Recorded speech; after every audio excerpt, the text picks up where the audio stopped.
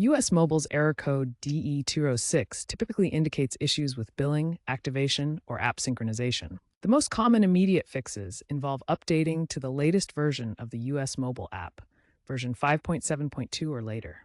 Force quit and restart the app to resolve synchronization issues. Clear the app's cache or reinstall the application entirely. Ensure your SIM card is compatible and that you have a stable internet connection, especially during activation.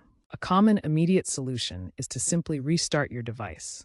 Check your account balance to rule out payment failures. If problems persist, contact US Mobile support at 1-888-US Mobile for account resets or further assistance.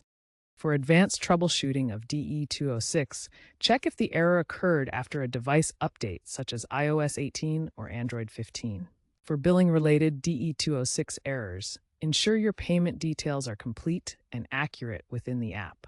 Try activating on a different device or use a wired internet connection if Wi-Fi is unstable. To prevent future DE206 errors, avoid peak activation times, regularly monitor your account status, keep your app updated, and ensure strong network connectivity. Stay informed about potential network congestion in high-traffic areas such as California and Texas.